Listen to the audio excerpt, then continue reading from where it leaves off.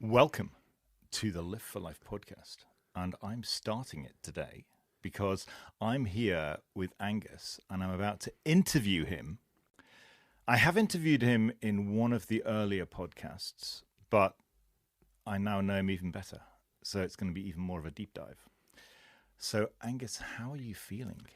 Excited, I think, is the perfect description. Combination of nerves as well, but they are the same emotion. So I'm very excited. But I'd also highlight, you should have said welcome back. You said welcome. So there's a reason why I always say it, right?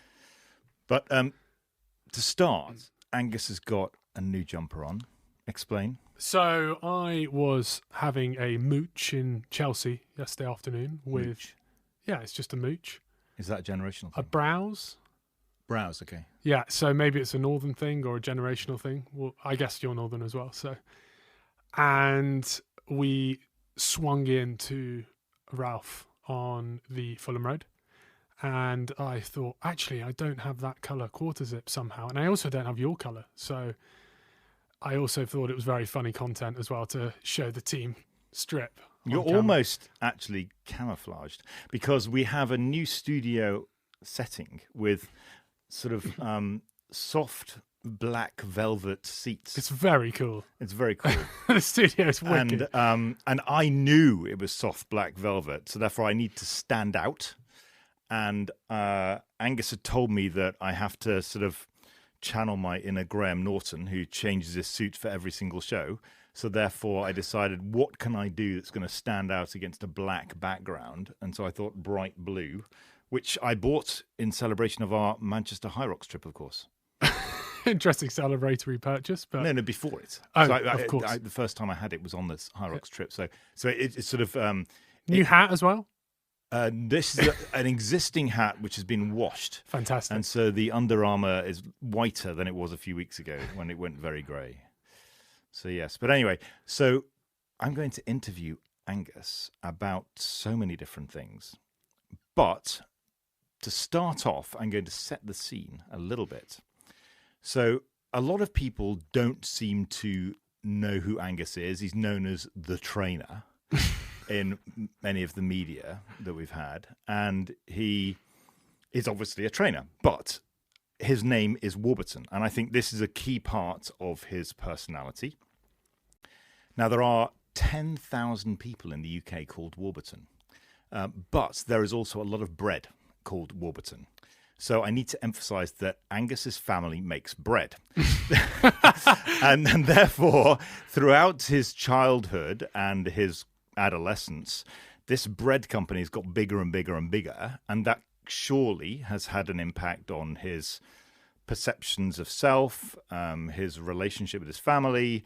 His dad is obviously the chairman of Warburton, so incredibly successful. And lots of implications of that on his own character and personality, which I think is important to deep dive into. But from our international listeners' perspective, basically Warburton's is the fifth largest consumer brand in the UK, so it's quite well known. And they've got about 1,000 lorries that drive all around the motorways. And quite often, whenever I'm going for a run, these lorries are timed to drive past me to remind me that Angus is watching me.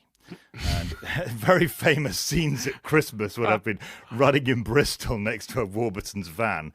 So that sets the scene. So Angus, the first question that I want to ask you, and obviously I've got pages and pages of questions here, is, as a child, how did your name and being a Warburton impact your mentality, and how have you grown up with that sort of elephant in the room?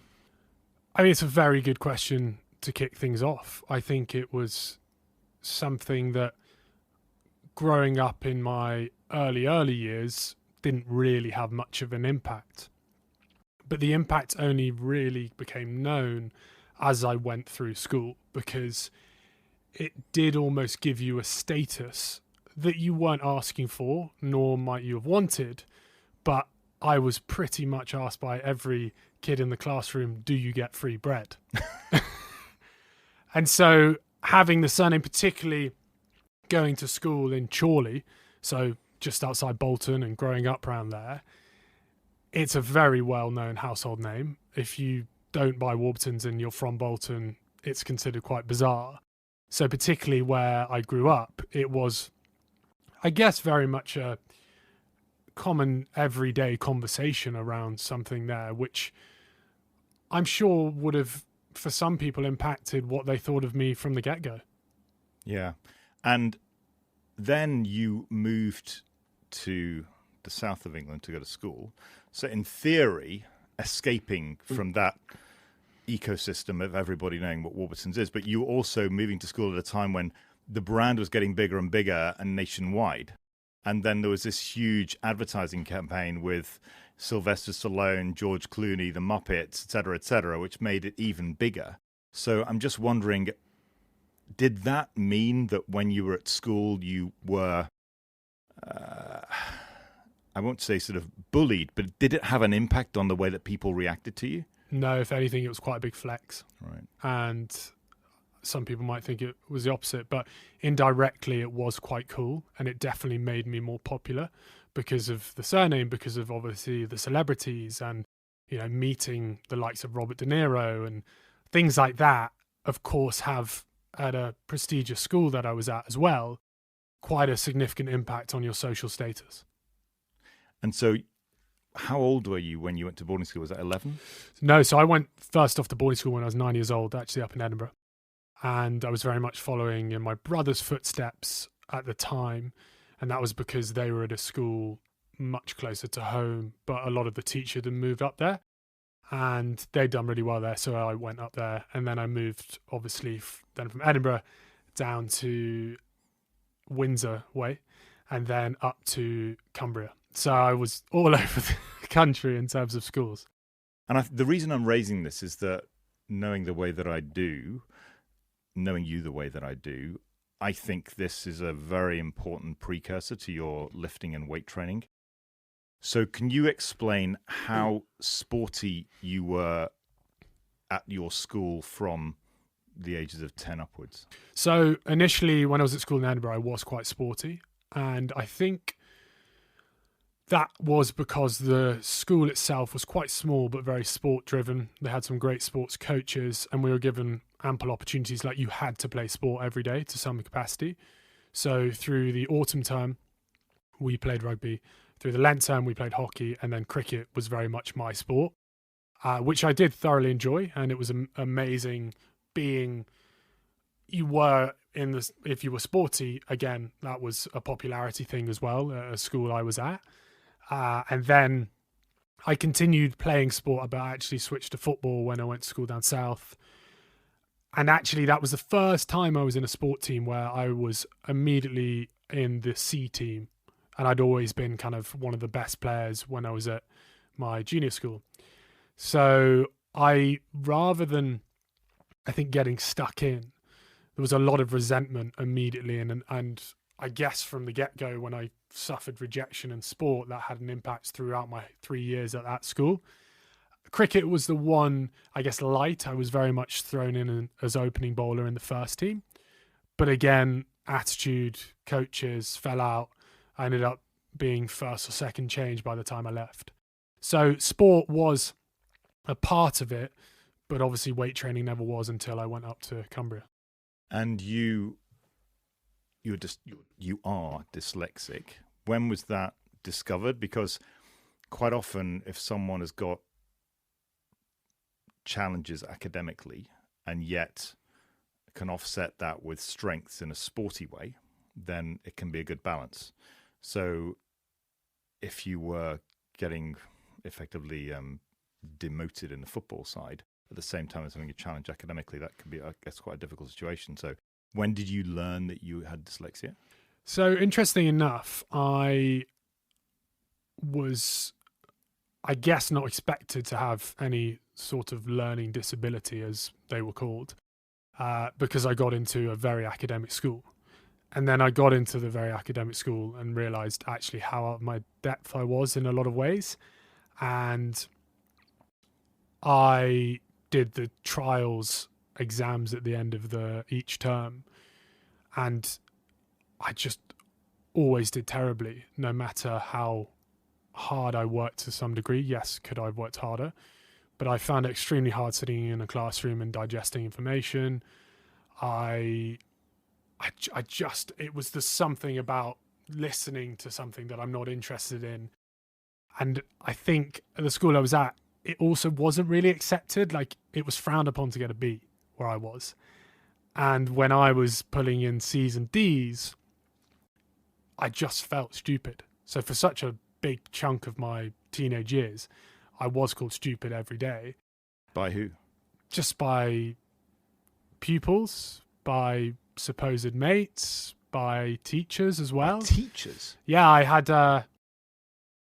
one of the moments that sticks in my mind big time is I was 15 years old, and I'd been told to stay behind by a Spanish teacher, and it wasn't for behavior either. So behavior was something that kind of came with me resenting academics and resenting, I guess, the environment a little bit. But he was like, you need to stay behind. And I think it wasn't even that bad, but he basically slammed the paper on the table and said, Warburton, you're a waste of oxygen.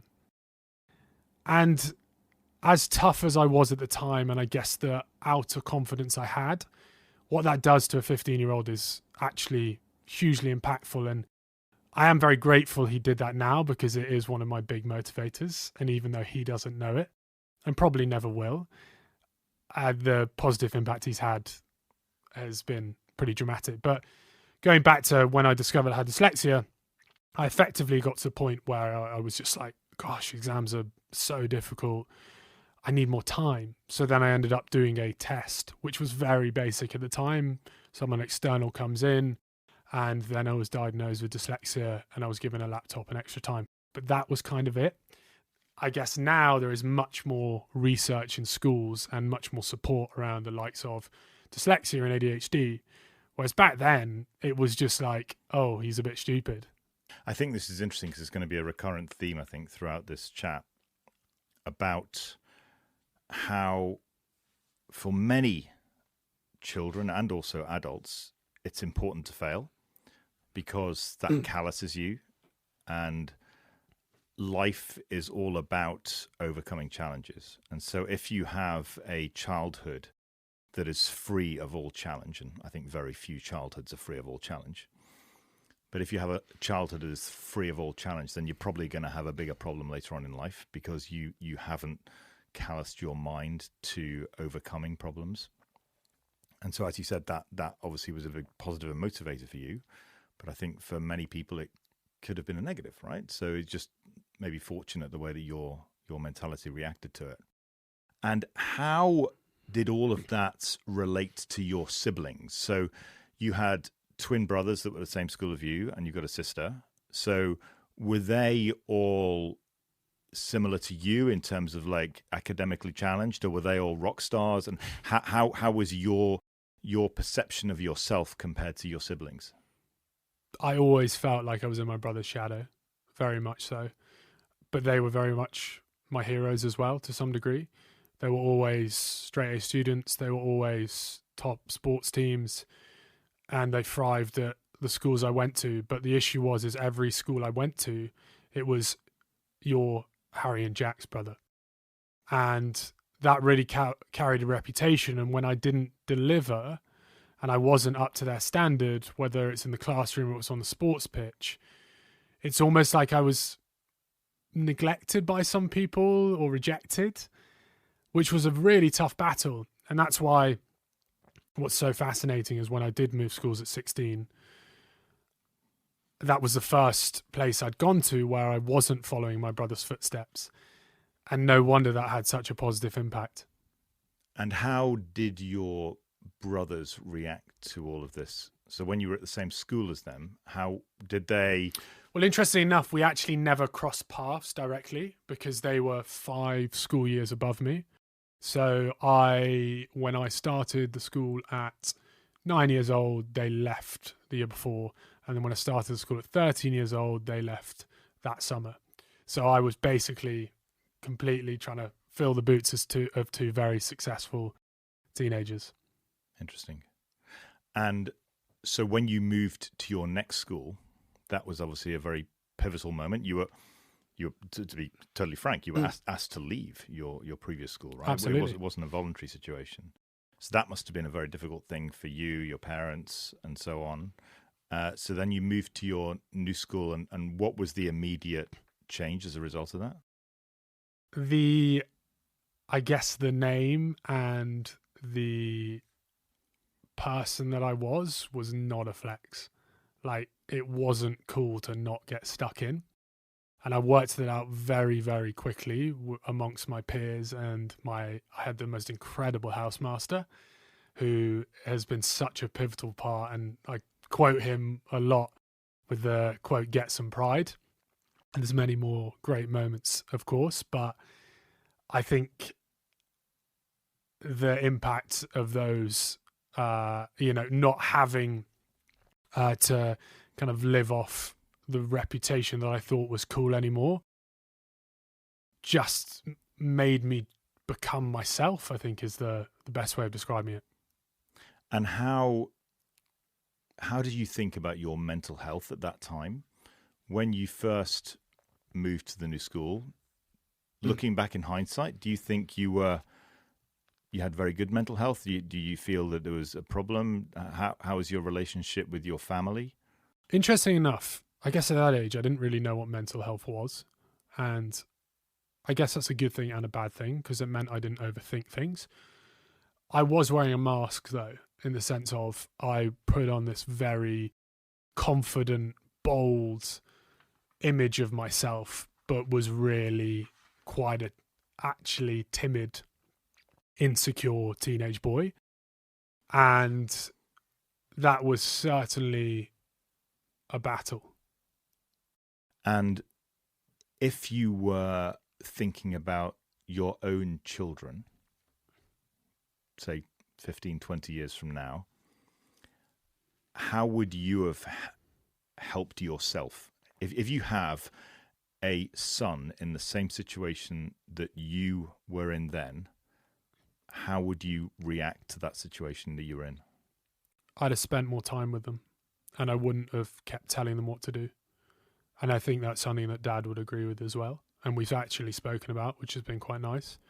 But I think if more parents could spend time with their kids and actually just do things, because when a kid is really struggling at school, the last thing they need to be told is this isn't good enough, or not that they were like that all the time, but you don't need to constantly come down on them like a ton of bricks. Because the best moments I had with my parents through my teenage years were in those moments when we were very present doing something, whether that was watching the football, whether that was going out for dinner, whatever it was. But I think spending more time with them would be the thing that I would do.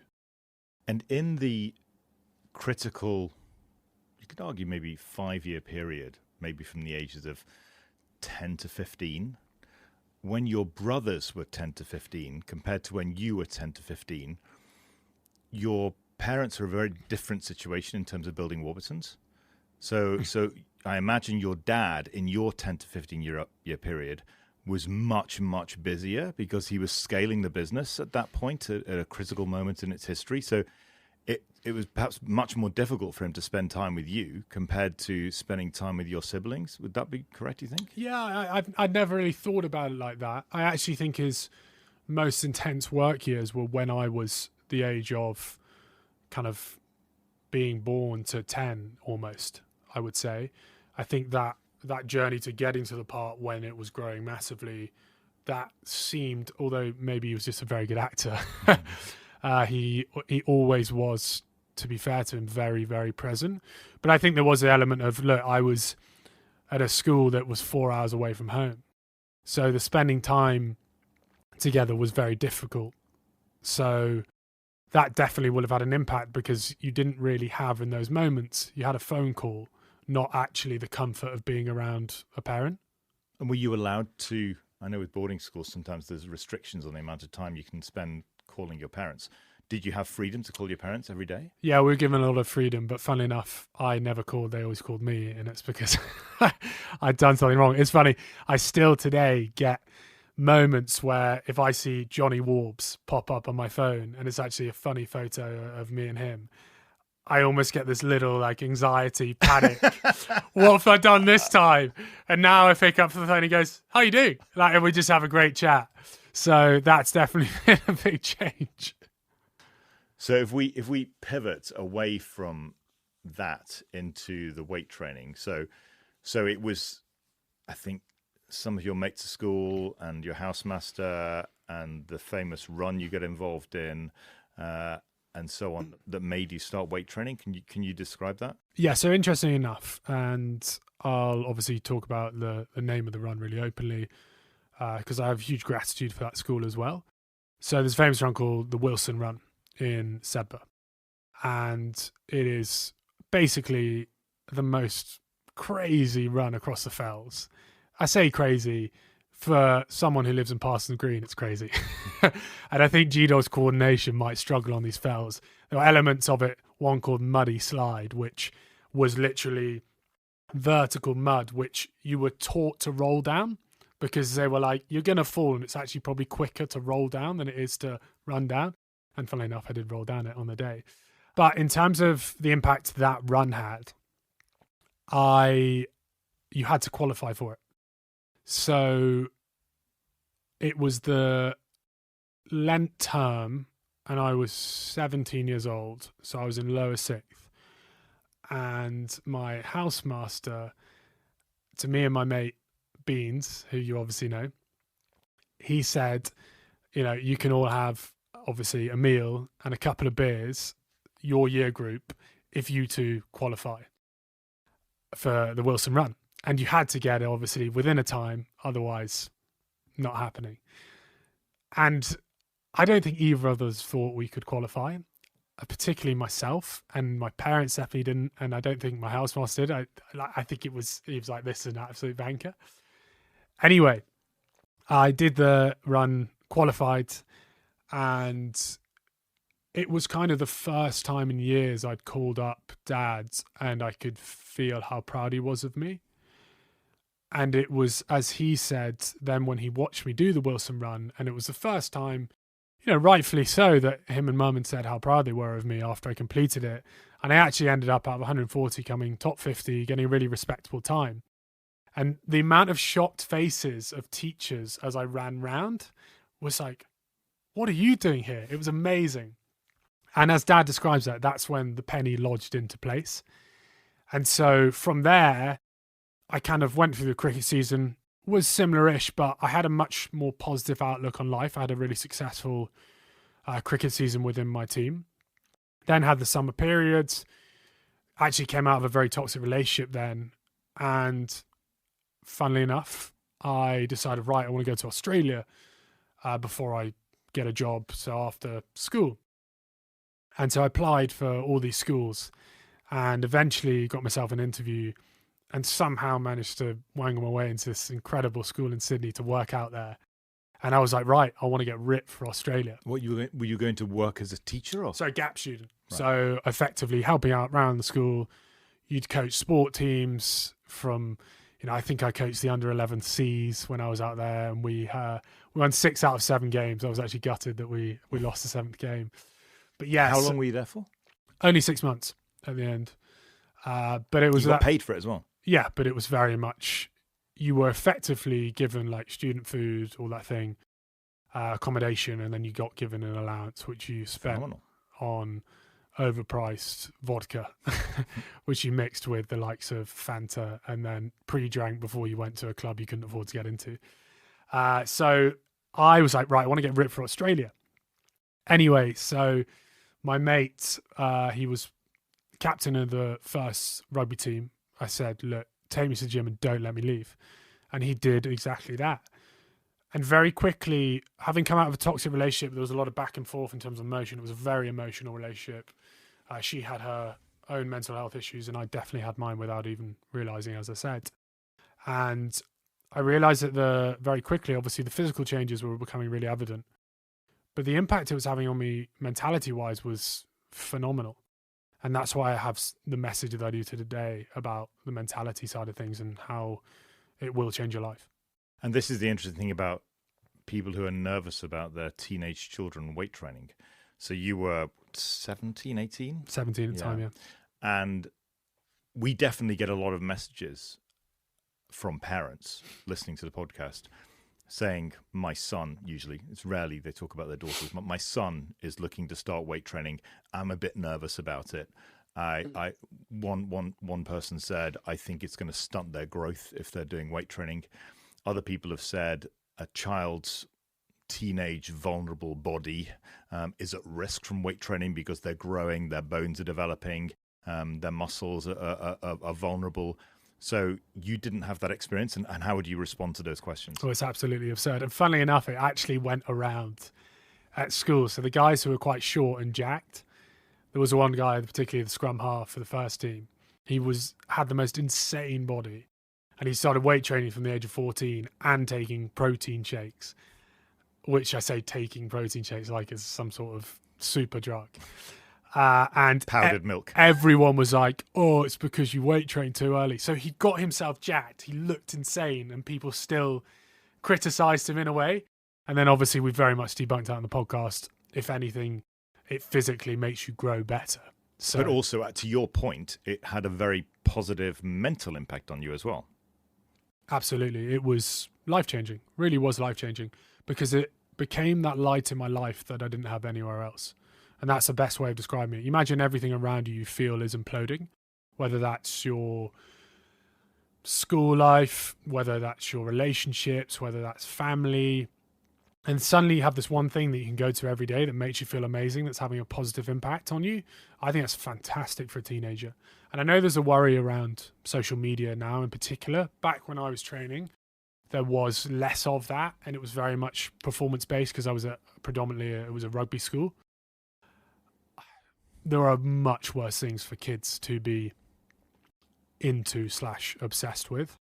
And if they go through a period when they are really, really focused on the image side of things, they'll grow out of it. Like I've grown out of it. You've grown out of it. There is always a moment in your fitness journey where you do become a little bit image obsessed. You'll get over it. And how did you master the form? Did you have bad form when you started weight training? Was this mate of yours who was the captain of the rugby team, was he qualified to teach you how to weight train? How did you not get injured? Yeah, it's an interesting question. I think it was just, he kind of showed me the way, and you lift as heavy as you could. And if it doesn't hurt your back, it's fine. There was a bit of that. And this is going back 10 years, which I can't believe this is 10 years ago. So that's that's well over a third of my life, which is a crazy thought. So, now it's very, very different. I was actually back at Seb a couple of weekends ago, and we were chatting about the S&C programs and actually how much they're dialed into technique and things like that now, whereas it used to be a bit more brute force and ignorance. So I guess it was very self-taught to start with, and then I would train with other guys, and you built amazing friendships, like we talk about community, through the gym. And I became friends with guys who I never would have been friends with if I hadn't have got in the gym. And leveraging on that personal experience as a kid and then as a teenager and then the whole Australian experience, how does that resonate now with your client relationships? So how does it impact your understanding of your clients' mental health? I say with confidence, I think I have an amazing ability to understand people. And I think that is why I get the testimonials that I get as well. And it's why I have a podcast with someone who I've been working with for 7 years, who's now very much a best mate as well. And I think when you're looking to hire a coach, you have to know what journey they've been on, because there are a lot of people in the fitness industry who are PTs because they've been in shape their whole life. There's a lot of ex-football players, there's a lot of ex-rugby players who go into the fitness space because they're in great shape, they know how. But you need to, in my opinion, work with someone who will understand you emotionally. And that is just something that, of course, I've got better at over time. But the journey I went on from being terrified of the gym environment to feeling insecure, to not feeling confident in myself, to now really feeling happy about myself and, as I said, feel confident in myself, has been a journey that can't be replicated by someone who's just been in good shape. And I think it's vital to coaching people. And do you find when you take on new clients, let's talk about, because the majority of our clients are men, is that fair to say? I would say 80%, yes. Yeah. When you take on new male clients, is there a commonality in some of the issues? Absolutely. And the big one's self-belief. And it's from a lot of people who you wouldn't necessarily believe don't have the self-belief. So the big change first up is the language change. Like, I guess when I started obviously working with you, I think I very much viewed myself as just a PT at the time, and I was trying to build my business. So the way I coach now is so different. And I'm able to read people much better, understand people much more emotionally, that's for sure. And the recurring theme is this self-belief factor. And I love being very open with these guys and talking from personal experience and then getting them to talk more openly. And then we develop this incredible relationship over a 6-month period of one of a bit standoffish, oh, I'm fine, to suddenly them being very open. And actually the growth, physical, is always there and it always happens. But that stems from this real self-belief that these blokes can change. But it's interesting when you say self-belief, because you train some incredibly successful people, both live one-to-one and online via virtual programming, and also online via FaceTime sessions, right, all around the world. So how can these very successful people not have self-belief? That's a very good question. I think for a lot of them, they've, through academics, through university, through work, have always performed. So they have this false self-belief in themselves, would be the thing that I often notice. But then when it comes to the gym environment, and this is why we always talk about the importance of investing in your fitness journey and planning it out, like you always say, you wouldn't not say why something is happening in the markets or something like that. You would obviously have strategic plans. But when it comes to our fitness journeys, a lot of people I have coached, they seem to always have looked for these quick fixes or always listen to, oh, so-and-so said this. And there's almost this like denial thing as well. So one of my goals is almost breaking down those barriers and obviously simplifying it for people, but really educating people through the process, because a lot of programs you will follow will get you a result, but you won't understand why you got the result. You know, there's a lot of famous weight loss companies that are the most successful, unsuccessful companies in the world because they get people a result, but they never educate someone how they get the result. So they end up leaving the company and then going back to the company. So it's always this kind of recurring mess, I would say. So yeah, the education part is vital. So say, for example, a listener to this is some highly successful, highly remunerated company chief executive, incredibly successful in their career, very nervous actually about DMing Angus Warburton and saying, can you become my PT? What are the insecurities you generally notice about them, that sort of a person? You sort of imagine some of these people you might have trained. And how have you helped them overcome those insecurities? Well, first of all, I think the reason is because they're not used to / they tell themselves they're never wrong, which I know might be a bit blunt, but it is often the case. Every single person, regardless of where you are in your fitness journey, benefits from a coach and should have some sort of support. If that's a mate, sure, but having that support. So it's in terms of, do you want me to help them get over that hurdle? Or in terms of getting over that hurdle, it's, I guess, stepping back and really asking yourself, like, do I actually know what I'm doing? Do I really know that each training day that I'm approaching is strategic? Do I know it's pushing me in the right direction? Do I actually know how to go about my nutrition? Okay, I get calories, but is that macronutrient right there? And also, like, do you have someone in your corner who is actually supporting you and wants the best for you? And that's something that is a recurring theme, is a lot of people, when they go on successful fitness journeys, is there's a lot of negative kickback from people around them because they're jealous of the success they're having. So having someone in your corner who's going to support you, and it's almost a silent support. So no one else has to know about it. And it very much becomes this safe place that has such a dramatically positive impact. And can you give me an example of a client that has transformed significantly, and what has been the end result after, I don't know, 6 months, a year, or whatever? How have they described the transformation process mentally? I mean, naturally, you would be the best testimonial of that, but you are an anomaly. I think this podcast is obviously a nice advocate for that, as well as, you know, the friendships I like to build with my clients. I think it's unfair to give one example, but if you are looking at the testimonials I'm getting and I'm posting, I don't see many coaches who are getting 5-minute long testimonials talking about a service. You know, one of my goals I always take people on for a set period. And I always say on the call, I said, look, if we're not mates by the end of this, you shouldn't be working with me. Like, I think that's absolutely vital.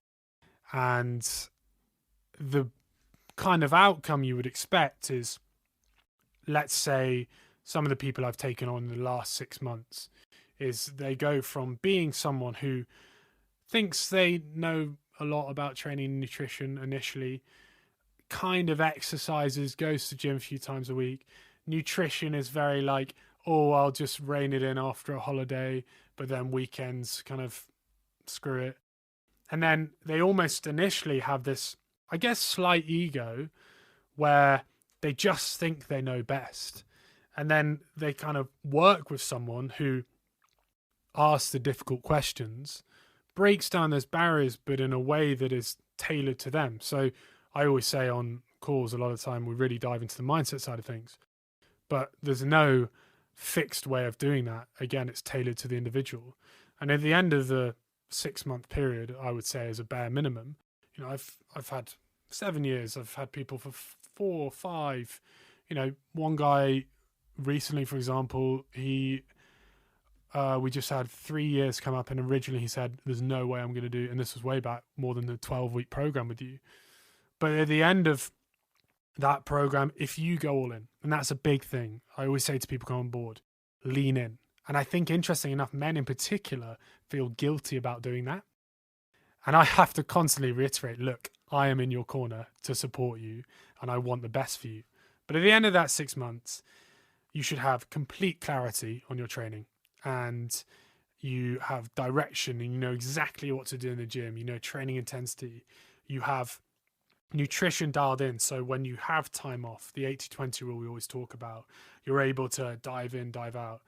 But the big change is the mindset and self-belief you will have in yourself will be different than you've ever had before. And given what you've just said there, what have you personally learnt from your clients?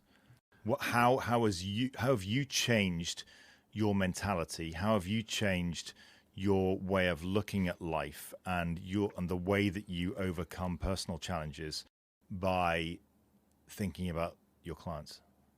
You guys have given me a self-belief I never had.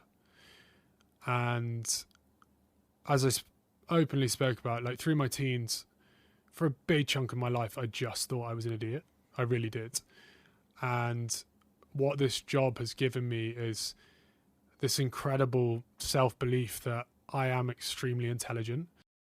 And some people, I guess, might be surprised when I say that, because academically I was far from sound.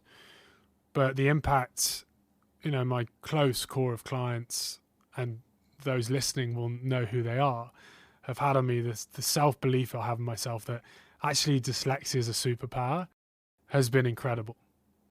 And explain now how your dyslexia manifests itself. In what sense? The impact it has? Or just how do you experience it? I mean, I don't have dyslexia, so I don't know what it's like. So is it that you can't read things? Describe what it is to you. It's different to everyone, I suppose, but your personal experience. Exactly. So the big standout thing is I read things how I want to read them. So it could be a sign, it could be reading an email. So I have to triple check emails and messages. And sometimes I'll send something that I love how WhatsApp you can now edit, because the amount of times I have to edit text is insane. But I will just, if I'm writing out, I will miss words out. That's quite a common trait. And that's something that, is a constant battle, but you work on it. Procrastination was a thing, but I've become much, much better at managing it just from like research I've done. So I'm much better at actually getting the reward first and then doing the thing, rather than doing the thing to get the reward, or guaranteeing myself the reward, if that makes sense. So I guess that's kind of obvious, but a lot of people might be like, oh, I'll work and then go to the gym. I'm far better at gymming than doing the work. That's something that I've learned. But I guess the big thing is that I've found that has been the real superpower is, as I said earlier, like my ability to understand people, like the relationship I've been able to build with you. The majority of people I know wouldn't be able to do that, in my opinion. But I think that's been, my ability to navigate people's emotions and actually adapt to each individual. So when it comes to coaching clients, every single client deserves something different, I believe, but also needs something different. Some people need a more hands-on approach. And I do train plenty of women as well. But the way I would coach said woman in her 50s is going to be very different to who I coach a man in his 20s, for example. So I feel like as a gift I've been given with dyslexia is that ability to be able to adapt to certain individuals and still show up as my best self. Yeah, exactly. And showing up as your best self is an interesting point, because being a coach is a deeply personal thing. And you'll have quite often back-to-back meetings with people where you're spending 1 hour with them intensely, and then the next hour with another person intensely. So how do you cope with bad days when you wake up or you had a bad morning and then suddenly you've got like back-to-back meetings with clients where you've got to be happy, fire them up, Angus? Yeah, you do have to act sometimes. I'm very fortunate, particularly actually since I met Izzy. She's been a big impact, where I'm so much better at talking. And it's something I know a lot of men could do a lot more of. Like, stop bottling it up. Like, stop holding in your emotions. And I know some people might listen to this and go, oh, it's very much it's okay to talk movement. It is. But the beauty of talking is you get to use that vulnerability. And that's something I wish could be highlighted, of talk more, but use it. Because when you get it out in the open and then you have the ability to charge you up, magic happens there. And in terms of magic happening, how have you thought about risk in your life? And give me an example where you think you've personally taken quite a big risk and how it's changed you. I think the big risk at the time, not that it is a big risk necessarily, but at the time I was very much pushed to go to university, and I was very, very firm on not going. And Dad didn't go to university, so I was very fortunate that he'd obviously had success from that. But I turned around to him and said, I am not very good at school with rules, and I see university as school without rules. So it's probably best I don't go, and I want to go to work. So in itself, that was a bit of a risk. But is there any other things you're kind of probing at there that you want? Well, I mean, you moved down to London. You took on some clients maybe that you, in hindsight, shouldn't have taken on. Yeah, absolutely. So actually, yeah, that really is the point. I remember saying to Dad, I was like, look, give me 6 months. and I'll be full to the brim with PT clients. And it was the first thing I'd ever done in my life that was work related that I was like fired up. And I kind of knew with the way I wanted to have success and make a name for myself and make money was doing something that I was passionate about. Obviously, the impact the gym had had. When I first was training people from a park bench at 90 years old, I had no idea what I was doing. I was completely winging it. But I said, look, give me 6 months, give me a shot down in London. I lived in my cousin's basement. So I said to her, I was like, look, I'll be out in 6 months. I'll be able to sort myself out. Don't worry. And she said, yeah, fine. So I'm obviously extremely grateful for her. And she was one of my first clients as well. And I guess at the risk of not going to university and doing something that was, for my family, obviously so against the norm. And it ended up paying off. I was full to the brim of clients after 6 months. Amazing. Describe your relationship with me. Why do you think we are sitting here hosting this podcast together, having trained together for 7 years, when you've got lots of clients? So what is it about our relationship that has resulted in it developing in this way? You have this unbelievable ability now in particular. I think almost unnaturally you had it to be so willing to learn and listen. And you're one of the first people that's come into my life who wasn't family, who I really felt listened by. And that obviously had a massive impact on how I behave with you and the effort I put into you. And I think I'll happily hold my hands up and say, I started coaching you after a year in the industry. Yes, I knew what to do, but there was something different about you as a client at the time. And you were so believing of me, and you believed my methods, and you believed what I was saying. And even if you didn't agree at the time, you then kind of went away, and you've changed your tune on quite a lot of things as well. And you seem to have this natural respect for me that I'd never had before. And I felt in a way naturally very in debt to that. And I wanted to give you the best service possible. And over time, that has allowed this incredible friendship to develop. Yeah, I completely agree. I mean, I think the extraordinary thing about me and you is the symbiosis that you have given me way more than I would have expected from what started off as a PT relationship. And it's made me have a completely different level of respect and understanding for intergenerational friendships. And I always joke about that sometimes I feel that you're older than me and I'm younger than you. That in many ways, I will sort of capitulate to your views on things because I suddenly realize, actually, yeah, Angus is always right. Which is quite ironic given that you would naturally expect it to be the other way around. But it is extraordinary that has happened.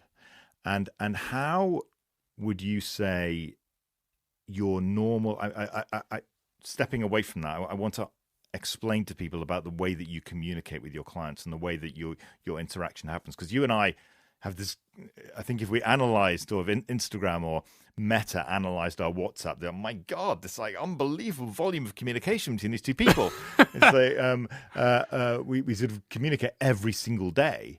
And how does your normal communication with your client work in terms of the if it's an online client, what is the standard in terms of WhatsApp, FaceTime, communication over your app? How does the client-PT relationship work? So an online client, for example. So obviously in-person's different because I'm seeing them in person. And I do still train some people from the studio in Fulham, but that is becoming less and less because the online does grow and grow. In terms of the online element, the best way to describe it is like imagine having your hype man in your pocket 24/7. I've heard plenty of services where they say you can message me between 9 and 5. Like one even I heard said you can't send voice notes. As soon as I'm awake, till I go to bed, I'm online. And that might not mean replying obviously instantly, but a lot of the time I always get sent messages being like, what are you doing? I was like, well, it's my job and I love it and I want to help you. And it's almost like, take a break. I constantly get told by clients, when you're on holiday, stop messaging me. They will say, please don't reply to this. And it'll be like, Izzy's gone to the loo at dinner. And I'll just be like, hey, brother, absolutely smashed it today. So effectively, obviously, anyone can coach you with workout plans, nutrition plans, and you follow them to. But realistically, if you want the longevity with the training, you want someone in your corner. So clients can message me anytime from UK time for this conversation, from 7 till 10 o'clock at night, and expect a response within that time. Obviously, that is 100 plus people, and people are like, how do you manage it? I'm like, well, it's my job. But also people who work in your industry in particular, and also a lot of other people that are clients of mine in industries they work in, they work around the clock. So having a coach who's just on from certain times is ridiculous because they're on it all the time. And yeah, sure, there might be times I'm out for dinner and I don't reply till after dinner, but I just love what I do. And I always find that little and often works so much better than weekly check-ins. So people will have a form each week they'll fill out, but I use that as a time for them to reflect. But we are conversations throughout the week. And imagine having this person in your life who can give you every answer you need. So if you're in the gym and you see someone doing exercise, you go, Angus, this person was doing this. What do you think? I might send you a video back. Voice notes I love sending. I love hyping people up by voice notes. And how can you not benefit from having someone who truly believes in you, supports you? And it's just about having that place to go to in those small wins. You know, when you hit PBs, obviously you've had it yourself. I'll never forget when you hit 100 kg on the bench. We had the video up and we went mental. And it's just the coolest thing, I believe, having someone in your corner. So I think that gives you a good idea of absolutely what you get. And over the past 7 years, I've obviously seen lots of Angus romantic relationships. Here we go. But obviously now you have a fiance, and I saw this whole process from the first day when you first met Izzy. And how has your relationship with Izzy changed you as a person? She just makes me better. And I know that's a really simple description, but she is the best thing to have happen to me. She believes in me, she respects me, and obviously vice versa. And the fact I get the honor of marrying someone like her is just incredible. I do count my lucky stars every day. I'm like, as if. And I think it's because that teenager always wanted a girl like that, but always believed he never could get a girl like that.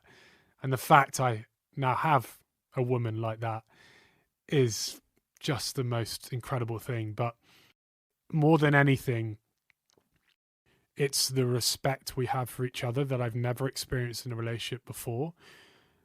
And just knowing that it is love and there is support there, that no matter what happens in our lives, whatever she goes through, whatever I go through, that we'll be there for each other. And how has it changed you? It's made me be much more compassionate for others. It's made me understand others better. It's made me adapt everything in my life better. I think I was very set in my ways in a lot of ways, a bit blunt, a bit snappy, and it has just taught me to sometimes take a moment and pause and appreciate where you are, but also understand that everyone is going through things. Has it made you a better trainer? Definitely. Because the relationship I have with her has unlocked new levels of me, because I've been able to talk with such comfort and openness with someone who I know truly cares about me. And it's just allowed me to unlock new parts of my brain and my mind almost, which is definitely impacting my career. And during your relationship, she has obviously grown a lot. Her career has leaps and bounds. She's got a massive social media profile now. She's got a lot of marketing contracts, advertising deals. She's gone from working for a company to being her own boss, being her own, effectively her own company she has. And how has her success impacted your perception of yourself. And it's a constant issue, I think, in couples where, for example, in various stages of a couple's life, the man may go through a big successful surge in their career.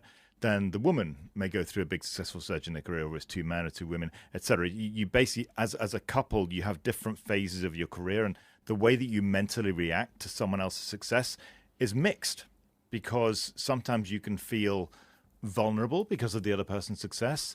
At the same time, you're a partnership, so you want to celebrate the other person's success. How do you deal with that? I think more than anything, it's made me realize that I'm so much more, and I think every man needs to realize this, so much more than a financial provider.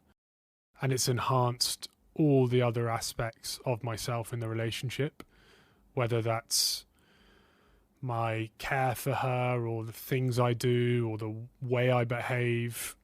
And it's just made me realize that, yes, it's nice to be able to do nice things for Izzy financially, but it's enhanced my ability to do things that aren't financial.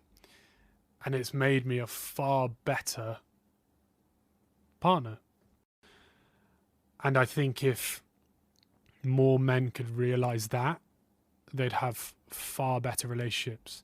I will hold my hands up. It does come with, of course, some jealousy. And I think it would be naive and lying to say that there aren't times where, oh, I'd love to have that. I think the thing I'm most jealous of is this community element that she's managed to build through her brand, where these women are almost like disciples of her and back and believe everything she says, which is incredible. But I really want that too. And I obviously really hope we can continue to build that with the podcast, because I know we're having an impact and I want to have such a positive impact on people. But I think that would be the thing where it's not necessarily the financial success or the jealousy it's the attachment she has to her personal brand and who she is and her story and her followers have to it, which I just think is, in a nice way, I'm jealous, but also so in awe of and so proud of her for achieving. Yeah, absolutely. It is unbelievably impressive to have seen her change over the past few years. And just to wrap up then, so in your whole career is about making other people the best version of themselves. So how are you trying to make yourself the best version of yourself? I think constantly remind myself that you have to have this ability to be willing to learn. And that is how our friendship's been built. That is how my relationship with Izzy's got to the point it has. That's why my relationship with my parents, my family, my business has got to the point it has, is because I am constantly trying to learn more in order to make myself better. And I've had this conversation with clients before, and they're basically saying to me, "Oh, you've changed my life." And that would have, if someone said that to me 10 years ago, just fueled this ego, just being like, I'm big dog, like everyone loves me. But more than ever before, as more successful as I've become, I just have this desire to learn more and more and more, whatever field that is, to become a better and better version of myself. No, I so agree. It's such an important aspect of life in general to focus on continuous personal growth and learning. And I think that's what our relationship is all about.